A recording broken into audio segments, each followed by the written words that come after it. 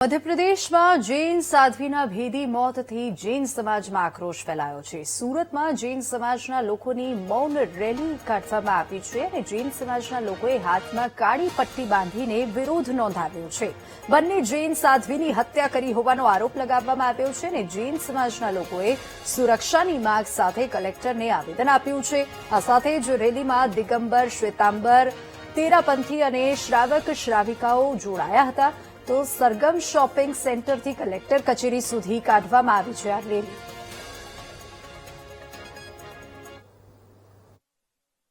जैन समाज सबसे पीसफुल समाज है। हम किसी पे आक्रमण नहीं करते हैं, पर हम आक्रमण नहीं करते हैं, पर स्वयं की रक्षा चाहते हैं। तो हमारे साधु साध्वी जब सुबह विहार करते हैं, दोपहर को कभी भी, तो उस समय ट्रक से, कार से कुचल दिए जाते हैं और उनकी निर्मम हत्या हो जाती है। ये हमें मान्य नहीं।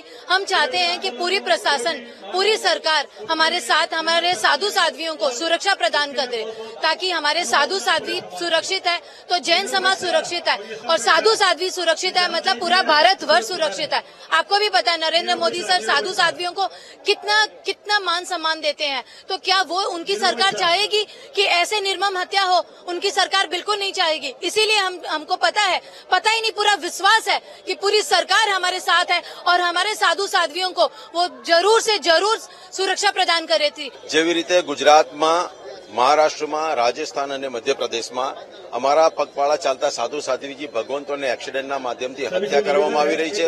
તે હત્યાની પાછળ કોનો હાથ છે, કઈ ગેંગ છે, કયો સમાજ છે, આ ષડયંત્રનો પર્દાફાશ થાય, એની પાછળ જે લોકોની ગેંગ રહેલી હોય તેમને સડકમાં કડક કાર્યવાહી થાય। આ તમામ કેસો ફાસ્ટ ટ્રેક કોર્ટમાં ચાલે અને અમને ન્યાય મળે અને અમારા ધર્મગુરુઓની સુરક્ષા મળે અને આવનારા દિવસોની અંદર આવી રીતે પગપાળા ચાલતા એ ચાહે સંત હોય, મહંત હોય કે કોઈ પણ ધર્મગુરુઓ હોય, તેઓની હત્યા પાછળ જો કાયદો કડક કરવામાં આવે કે તેઓને ભયંકર સજા થાય, કડક કાર્યવાહી થાય, તે માટે આજે અમે વિરોધ પ્રદર્શન અને સરકાર પાસે માંગ લઈને આવ્યા। અત્યંત સંવેદનશીલ એવો અમારો જૈન સમાજ કે જે ભારતના જીડીપીમાં ખૂબ મોટું યોગદાન આપે છે। અમે જીઓ ઓર જીને દોની ભાવનામાં માનીએ છીએ।